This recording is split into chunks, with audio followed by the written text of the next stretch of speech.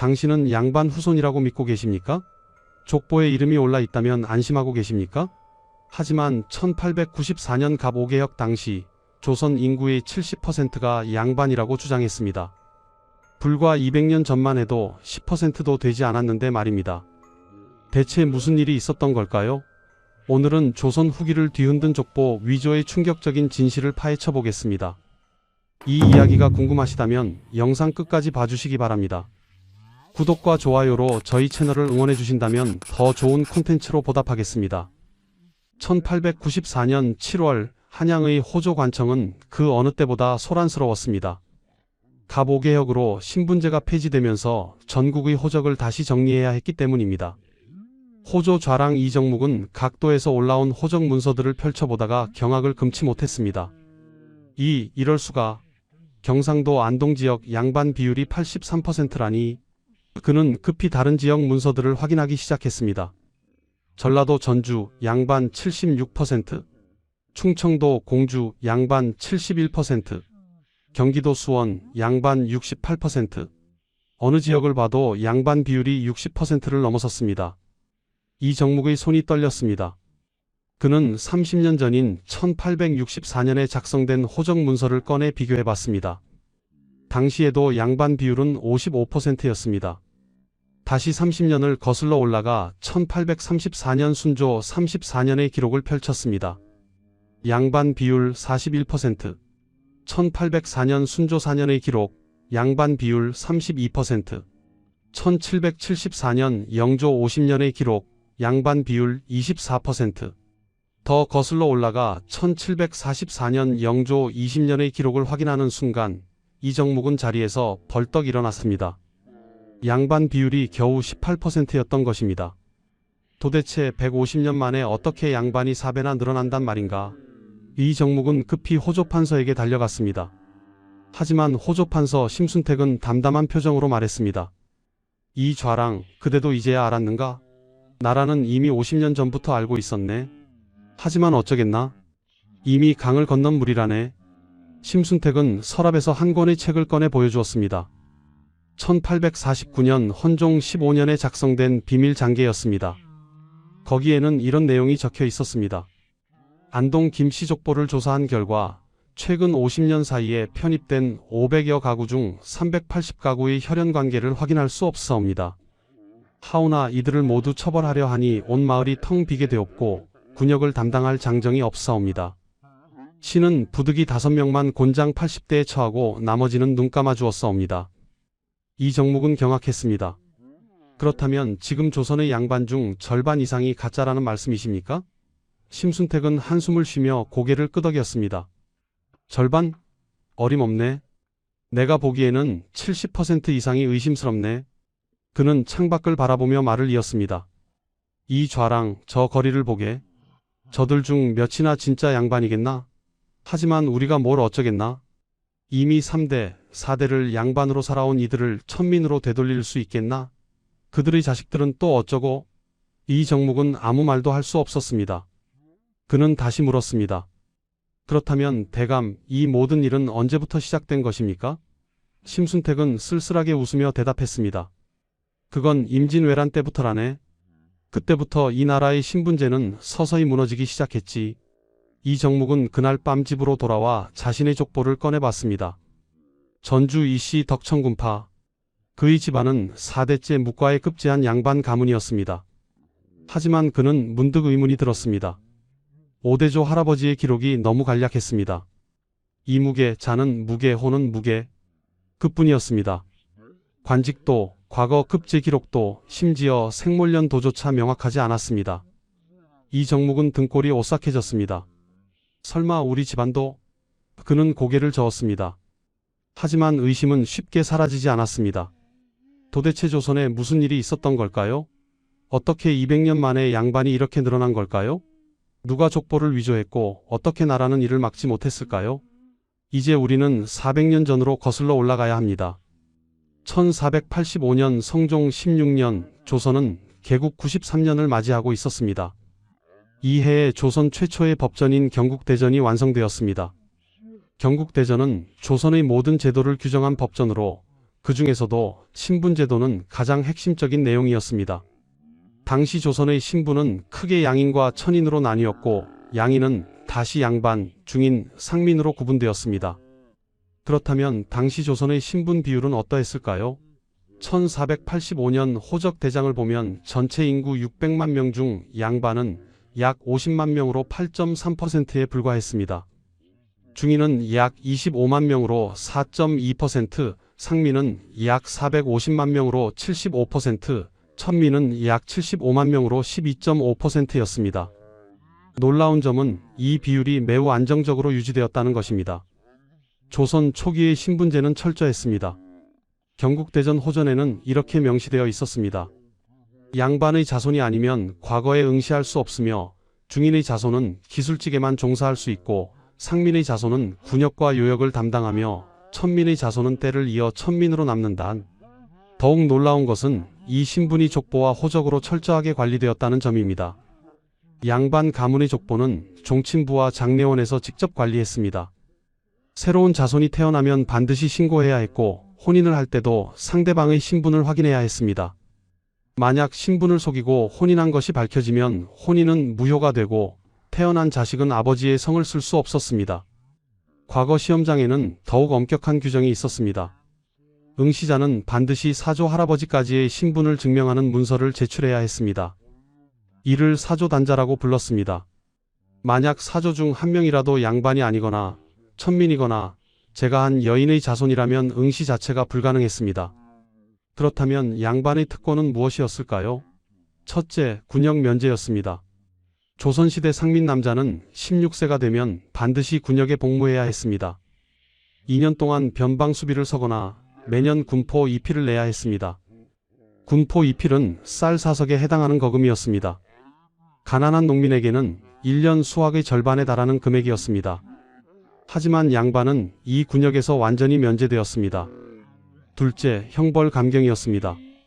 같은 죄를 지어도 양반은 속전을 내면 풀려날 수 있었지만 상민은 곤장을 맞아야 했고 천민은 귀양을 가야 했습니다. 셋째, 토지 소유의 우대였습니다. 양반은 과전법에 따라 많은 토지를 받을 수 있었고 노비를 거느려 농사를 짓게 할 수 있었습니다. 넷째, 과거 응시 자격이었습니다. 오직 양반만이 문과와 무과에 응시할 수 있었고 급제하면 고위 관직에 오를 수 있었습니다. 이러한 특권 때문에 모든 백성이 양반이 되기를 원했지만 그것은 불가능에 가까웠습니다. 왜냐하면 신분은 철저하게 세습되었기 때문입니다. 상민의 아들은 아무리 똑똑해도 과거에 응시할 수 없었고 아무리 부자가 되어도 양반이 될 수 없었습니다. 이것이 조선 초기 150년 동안 유지된 철저한 신분제의 실체였습니다. 당시 사람들은 이 제도가 영원히 지속될 것이라고 믿었습니다. 양반은 대대로 양반으로 살 것이고 상민은 대대로 상민으로 살 것이며 천민은 영원히 천민으로 남을 것이라고 믿었습니다. 하지만 그들은 몰랐습니다. 불과 100년 후 이 철옹성 같던 신분제에 균열이 생기기 시작할 것이라는 사실을. 그리고 그 균열은 한 번의 전쟁에서 시작되었습니다. 1592년 4월 13일 부산 앞바다에 왜군의 배 700여 척이 나타났습니다. 임진왜란이 시작된 것입니다. 이 전쟁은 조선의 모든 것을 바꾸어 놓았습니다. 그 중에서도 가장 큰 변화는 바로 신분제의 균열이었습니다. 전쟁이 시작되자 선조는 한양을 버리고 평양으로 피난을 갔습니다. 그리고 평양마저 함락되자 다시 의주까지 피난을 갔습니다. 왕이 도망가자 조정의 모든 관청은 혼란에 빠졌습니다.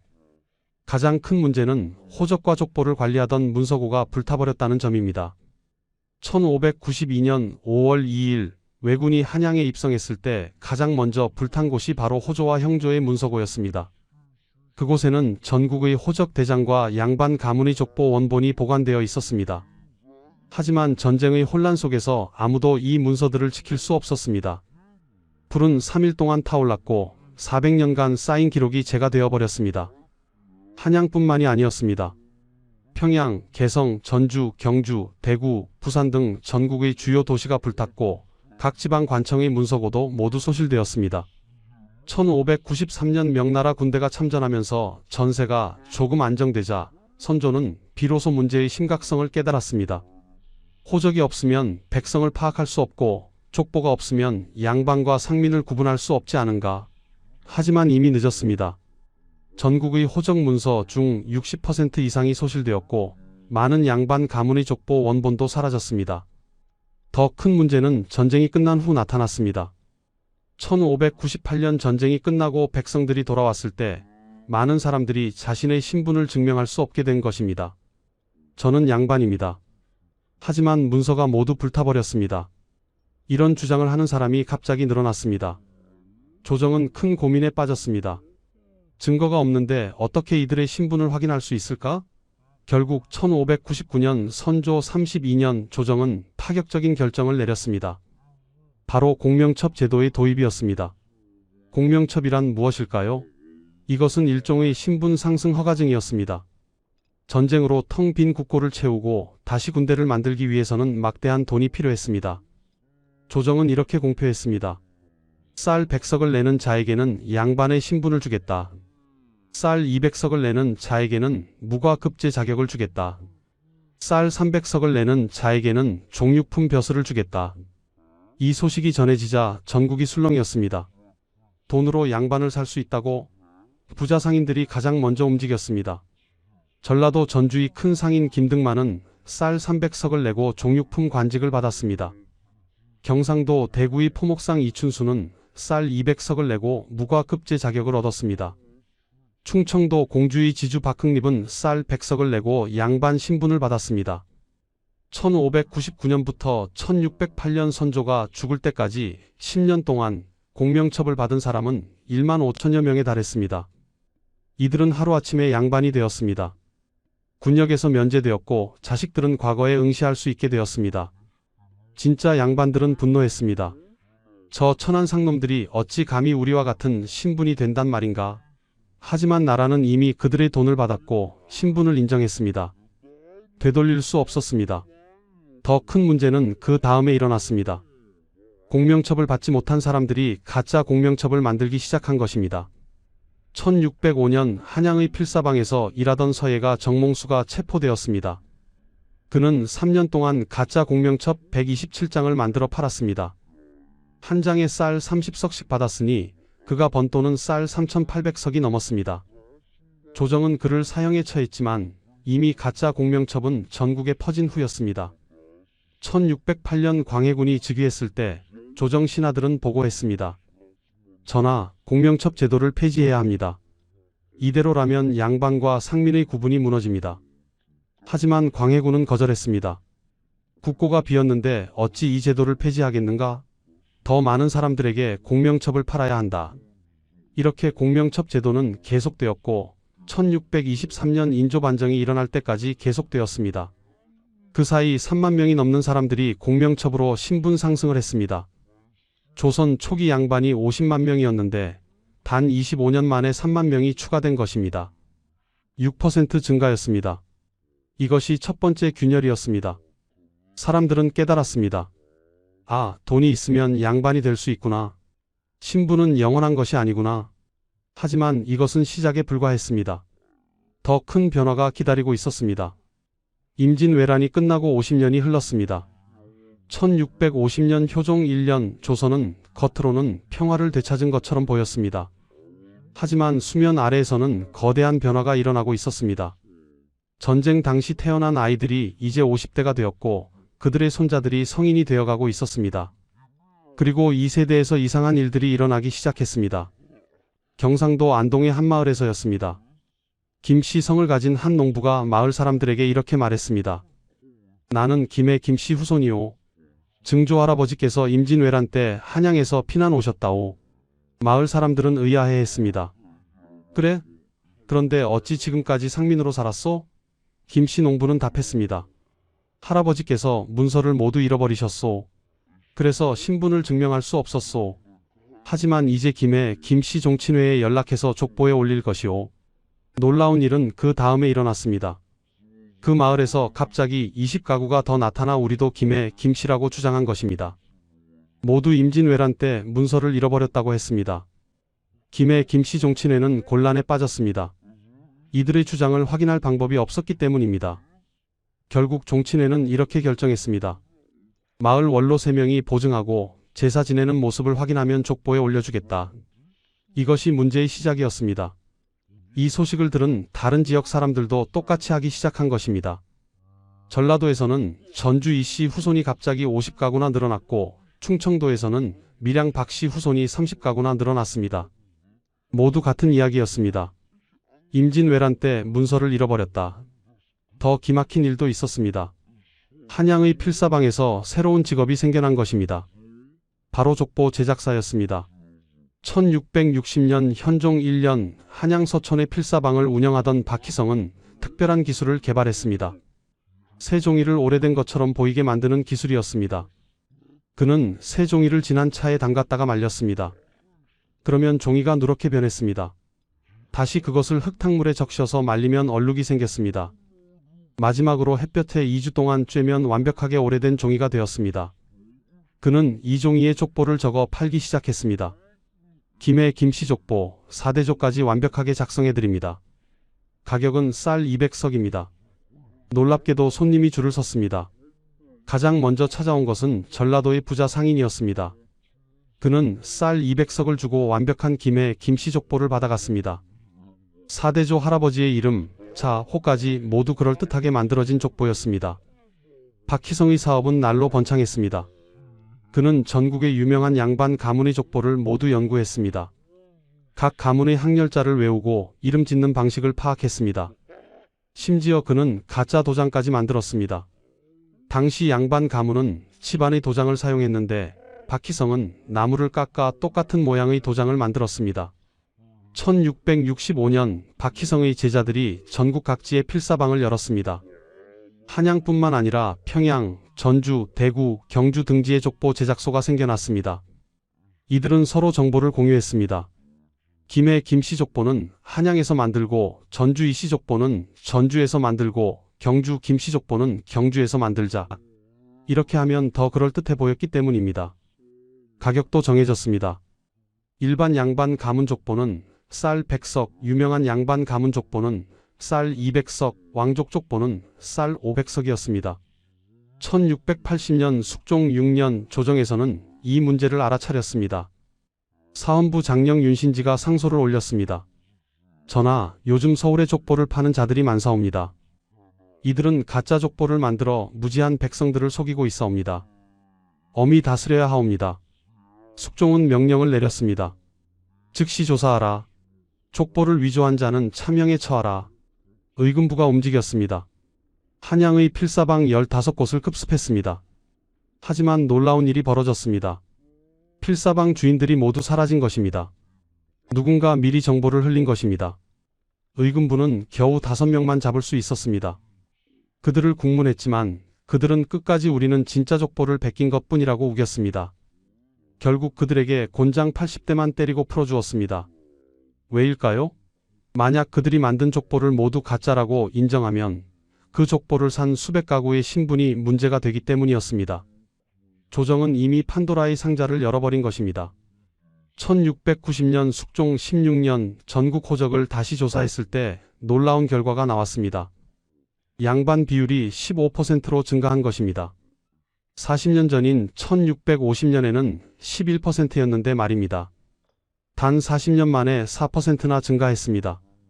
전체 인구로 따지면 30만 명이 양반으로 신분 상승을 한 것입니다. 조정 대신들은 모두 알고 있었습니다.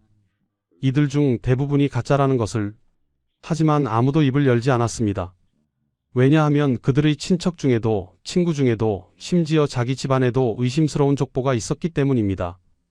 이렇게 50년이 흘렀습니다. 그리고 이제 더 이상 막을 수 없는 시대가 다가오고 있었습니다. 1700년 숙종 26년 조선은 개국 308년을 맞이했습니다. 이제 임진왜란은 100년도 더 지난 옛날 이야기가 되었습니다.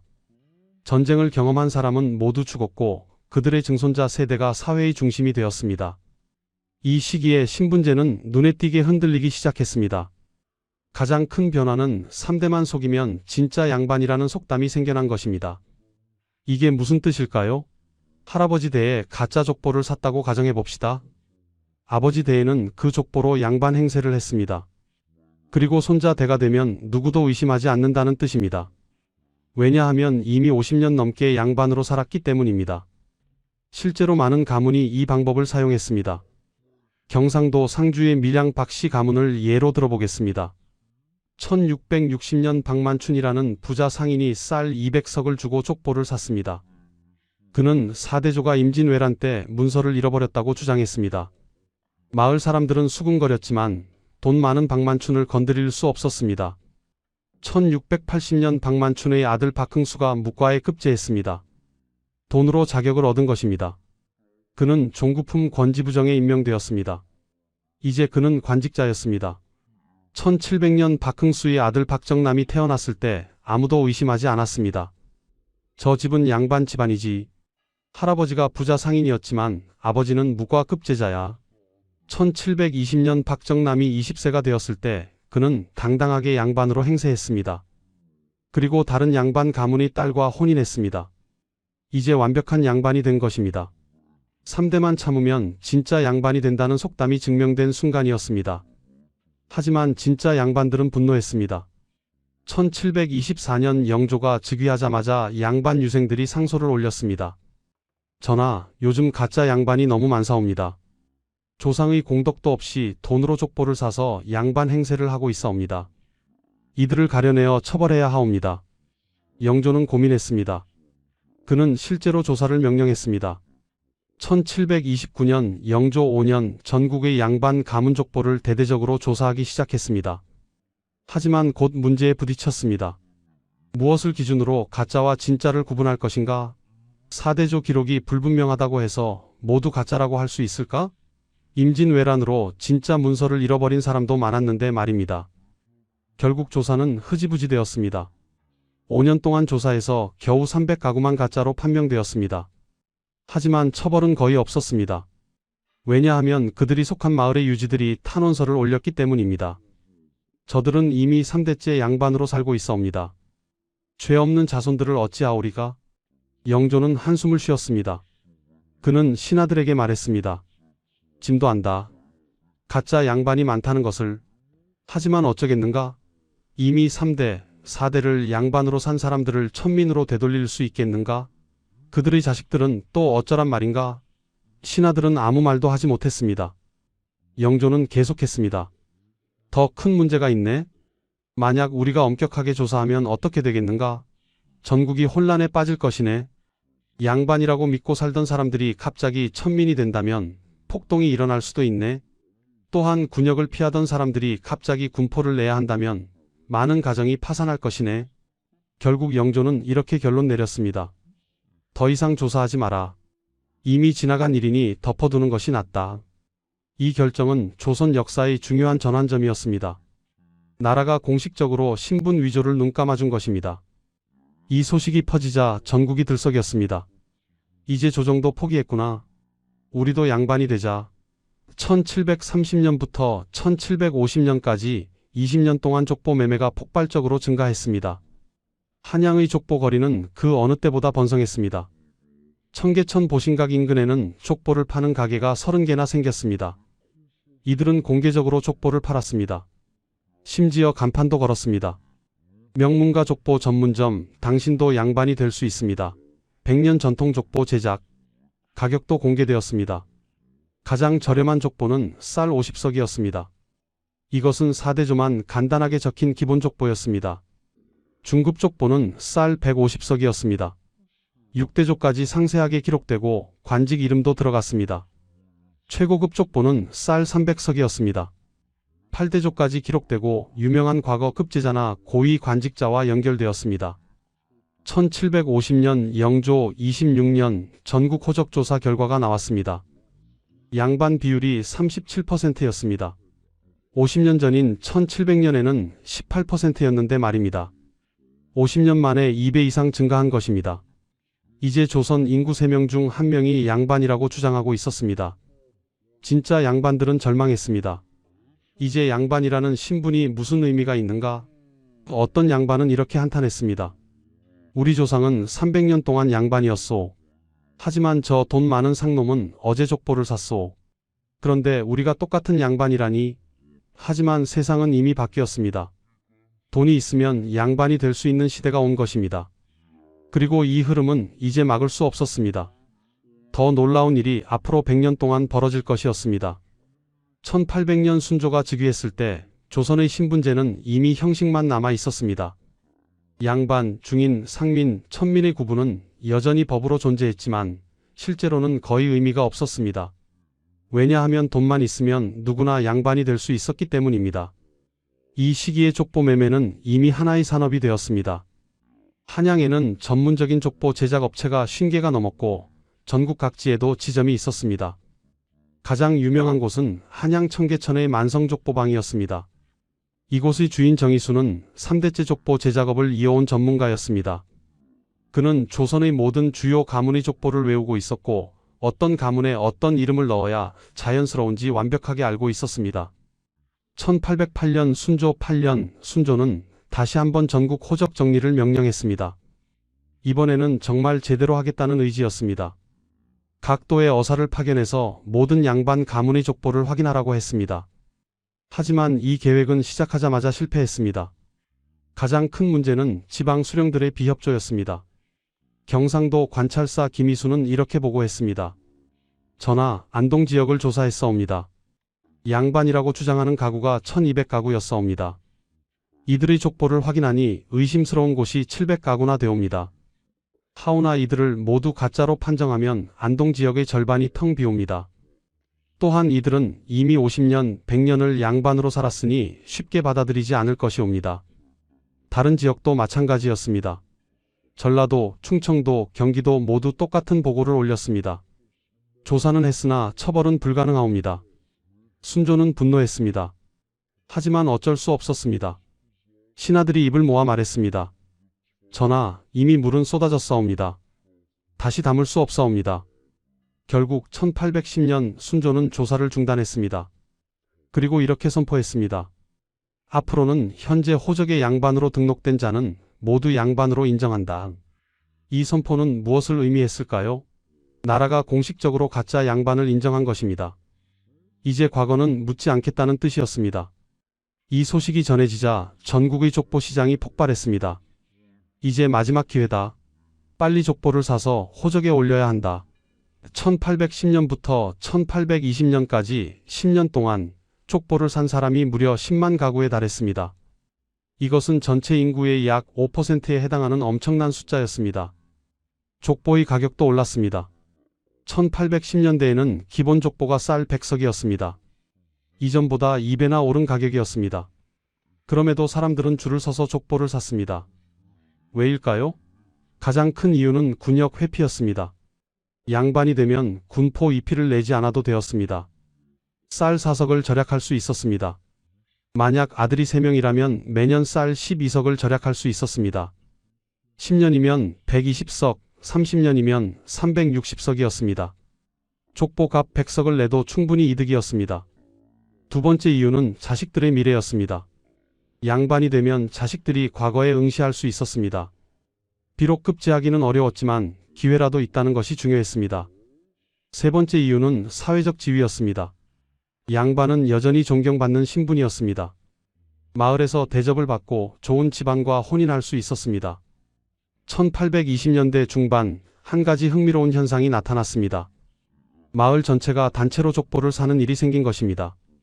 충청도의 한 마을에서 있었던 일입니다. 마을 이장 박득칠이 제안했습니다. 우리 마을 50가구가 모두 돈을 모아서 같은 족보를 사면 어떨까요? 그러면 가격을 깎을 수 있고 서로 증인도 되어줄 수 있습니다. 마을 사람들은 동의했습니다. 그들은 가구당 쌀 60석씩 모아서 총 3,000석을 만들었습니다. 그리고 한양의 족보방에 갔습니다. 주인 정의수는 기뻐했습니다. 50가구를 같은 가문으로 만들어드리겠습니다. 밀양 박씨 어떻습니까? 임진왜란 때 한마을로 피난 온 일가라고 하면 완벽합니다. 이렇게 하룻밤 사이에 50가구가 밀양 박씨가 되었습니다.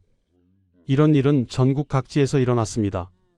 1834년 순조 34년 다시 전국 호적 조사가 있었습니다. 결과는 충격적이었습니다. 양반 비율이 48%였습니다. 이제 조선 인구의 절반이 양반이었습니다. 100년 전인 1734년에는 24%였는데 100년 만에 2배가 된 것입니다. 조정 대신들은 회의를 했습니다. 하지만 아무도 해결책을 내놓지 못했습니다. 좌의정 조인영이 한숨을 쉬며 말했습니다. 이제 양반이라는 말이 무슨 의미가 있겠습니까? 길거리 거지만 빼고 모두 양반이 옵니다. 우의정 김훈근도 고개를 끄덕였습니다. 하오나 어찌하겠습니까? 이미 3대, 4대를 양반으로 산 이들을 천민으로 만들 수는 없지 않습니까? 1840년대가 되자 또 다른 현상이 나타났습니다. 진짜 양반들이 스스로를 사대부라고 부르기 시작한 것입니다. 나는 양반이 아니라 사대부요라고 구분하기 시작했습니다. 양반이라는 말이 너무 흔해져서 더 이상 자랑스럽지 않았기 때문입니다. 1849년 헌종 15년 앞에서 언급한 안동 김씨족보 위조 사건이 터졌습니다. 500가구가 가짜로 판명되었지만 처벌은 5명뿐이었습니다. 이 사건은 상징적이었습니다. 나라가 완전히 포기했다는 증거였습니다. 이제 가짜든 진짜든 상관없었습니다. 모두가 양반이면 아무도 양반이 아닌 것과 같았습니다. 1850년대가 되자 족보 시장은 오히려 조금 줄어들었습니다. 왜일까요? 더 이상 살 사람이 없었기 때문입니다. 이미 대부분의 사람들이 양반이 되었고 남은 사람들은 족보를 살 돈도 없는 가난한 사람들 뿐이었습니다. 조선의 신분제는 완전히 붕괴했습니다. 1863년 고종이 12세의 어린 나이로 즉위했습니다. 하지만 실권은 아버지 흥선대원군이 쥐고 있었습니다. 대원군은 개혁가였습니다. 그는 무너진 조선을 다시 세우려 했습니다. 그중 하나가 신분제 재정비였습니다. 1865년 대원군은 파격적인 명령을 내렸습니다. 모든 양반에게도 군포를 부과한다. 이것은 혁명적인 조치였습니다. 500년 동안 양반은 군역에서 면제되었는데 이제 군포를 내야 한다니 양반들은 들고 일어났습니다. 이것은 선조의 법을 어기는 일이옵니다. 하지만 대원군은 단호했습니다. 너희들 중 절반이 가짜 양반이 아니냐? 진짜 양반이라면 나라를 위해 군포쯤 낼 수 있어야 한다. 이 말에 양반들은 할 말을 잃었습니다. 왜냐하면 정말로 그들 중 많은 사람들이 가짜였기 때문입니다. 1871년 대원군은 더 나아갔습니다. 전국의 모든 족보를 다시 조사하겠다고 선언했습니다. 이번에는 정말 진짜와 가짜를 가려내겠다는 의지였습니다.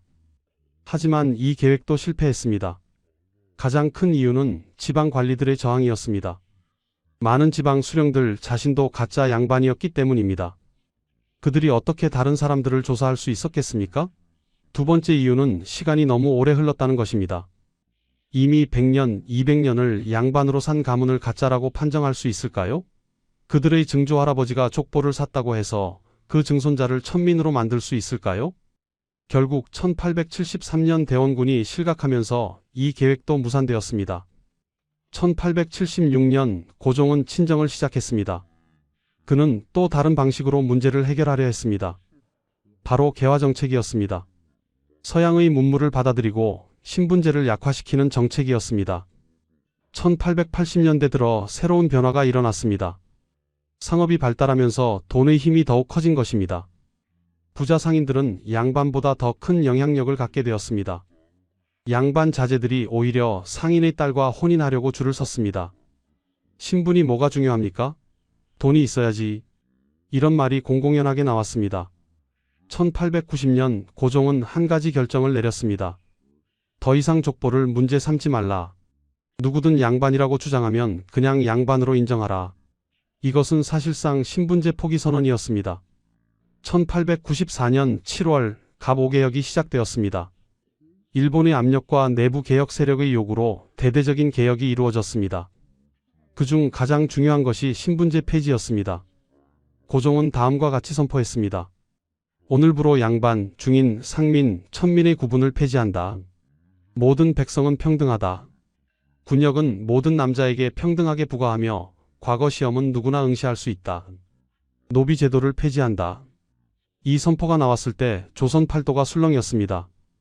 양반들은 절망했습니다. 500년 동안 지켜온 신분이 하루아침에 사라진다니. 하지만 상민과 천민들은 기뻐했습니다. 드디어 우리도 인간 대접을 받는구나. 그런데 흥미로운 일이 벌어졌습니다. 신분제가 폐지되자 오히려 양반이라고 주장하는 사람이 더 늘어난 것입니다. 앞에서 언급한 호조 좌랑 이정묵이 호적을 정리하던 그 순간이 바로 1894년 여름이었습니다. 그는 각 지역에서 올라온 호적을 보고 경악했습니다. 양반 비율이 70%를 넘어선 것입니다. 1864년에 55%였는데 30년 만에 15%나 증가한 것입니다. 더 놀라운 것은 일부 지역에서는 90%가 양반이라고 주장한다는 것이었습니다. 전라도 나주 지역이 대표적이었습니다. 이 정묵은 나주 목사에게 공문을 보냈습니다. 어찌 한 고을의 90%가 양반일 수 있습니까? 다시 조사하십시오. 나주 목사 박영효는 이렇게 답했습니다. 조사했으나 모두가 족보를 가지고 있고 3대 이상 양반으로 살았사옵니다. 저로서는 가짜라고 판정할 근거가 없사옵니다. 결국 이 정묵은 그대로 받아들일 수밖에 없었습니다. 1894년 12월 갑 5개역의 모든 조치가 시행되었습니다. 이제 공식적으로 조선에는 양반도 상민도 없었습니다. 모두가 평등한 백성이었습니다. 하지만 현실은 달랐습니다. 사람들은 여전히 자신을 양반이라고 불렀습니다. 족보는 여전히 중요했고 혼인할 때도 여전히 집안을 따졌습니다. 법은 바뀌었지만 사람들의 의식은 쉽게 바뀌지 않았습니다. 1895년 한 선비가 이렇게 기록을 남겼습니다. 신분제가 폐지되었다지만 무슨 소용인가? 길거리의 개도 자기가 양반개라고 주장하는 세상이 되었도다. 진짜와 가짜를 구분할 수 없으니 차라리 모두가 양반이라고 하는 것이 낫도다. 하오나 내 마음은 편치 않도다. 이것이 조선 신분제의 마지막 모습이었습니다.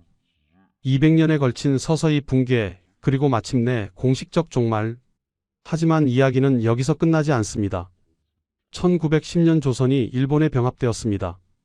신분제는 이미 사라진 지 오래였지만 사람들은 여전히 족보를 소중히 여겼습니다. 일제강점기 동안에도 족보는 계속 만들어졌습니다. 오히려 더 많이 만들어졌습니다. 왜일까요? 나라를 잃은 사람들이 마지막으로 지키고 싶었던 것이 바로 자신의 뿌리였기 때문입니다. 나라는 빼앗겼지만 우리는 명문가의 후손이다. 이런 자부심이 그들을 지탱하게 했습니다. 1945년 해방이 되고 1948년 대한민국이 건국되었습니다. 새 나라는 완전한 평등을 표방했습니다. 헌법에는 모든 국민은 법 앞에 평등하다.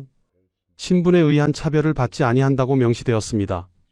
하지만 사람들의 의식 속에서 족보는 여전히 중요했습니다. 1950년대, 1960년대에도 혼인할 때 족보를 확인하는 일이 흔했습니다. 우리 집안은 경주 김씨입니다. 우리는 전주 이씨 후손입니다. 이런 말들이 자랑스럽게 오갔습니다. 그런데 1990년대에 놀라운 일이 일어났습니다. 유전자 분석 기술이 발달하면서 족보의 진실을 확인할 수 있게 된 것입니다. 1995년 한국유전학회와 서울대학교 의과대학이 공동으로 대규모 프로젝트를 시작했습니다. 주요 성씨의 족보와 실제 유전자를 대조하는 연구였습니다. 먼저 경주 김씨를 조사했습니다. 경주 김씨 족보에 올라있는 1000가구의 DNA를 분석했습니다. 놀라운 결과가 나왔습니다. 이들 중 유전적으로 실제 혈연 관계가 있는 가구는 67%에 불과했습니다. 나머지 33%, 즉 330가구는 유전적으로 다른 혈통이었습니다. 그렇다면 족보가 틀린 것입니다. 연구진은 다른 성씨들도 조사했습니다. 전주 이씨 71%, 밀양 박씨 69%, 김해 김씨 65%, 광산 김씨 73%. 모든 성씨에서 비슷한 결과가 나왔습니다. 평균적으로 족보에 올라있는 사람 중 30%는 실제로는 그 혈통이 아니었습니다. 이 연구 결과는 2000년에 발표되었습니다. 학계는 충격에 빠졌습니다. 하지만 일반 대중의 반응은 의외로 조용했습니다. 많은 사람들이 이미 알고 있었던 것입니다. 우리 집안 족보도 의심스럽다는 것을. 한 60대 남성은 이렇게 인터뷰했습니다. 제 할아버지가 돌아가시기 전에 말씀하셨습니다. 우리 5대조 할아버지가 족보를 샀다고.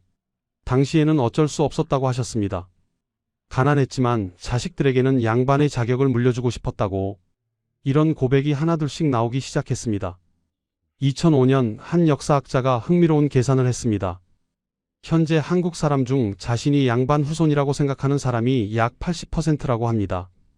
하지만 조선 초기 양반은 전체 인구의 10%도 안 되었습니다.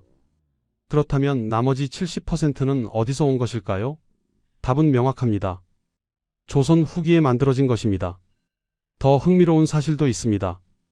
2010년 대규모 유전자 조사 결과 한국인의 유전적 다양성이 생각보다 훨씬 높았습니다. 이것은 무엇을 의미할까요? 족보상으로는 특정 조상에게서 내려온 것처럼 보이지만 실제로는 매우 다양한 혈통이 섞여 있다는 뜻입니다. 양반, 중인, 상민, 천민의 피가 모두 섞여 있다는 것입니다.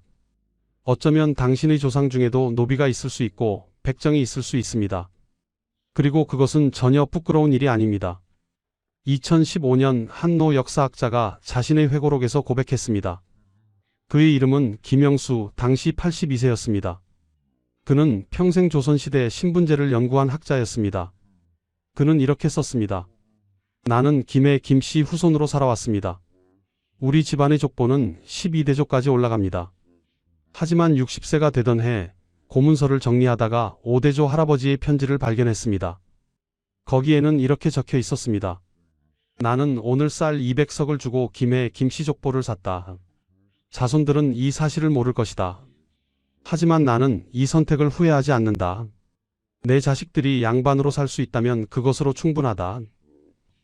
김영수 교수는 계속 썼습니다. 처음에는 충격이었습니다. 80년을 양반으로 살았는데 알고 보니 가짜였다니. 하지만 곰곰이 생각해보니 마음이 편해졌습니다.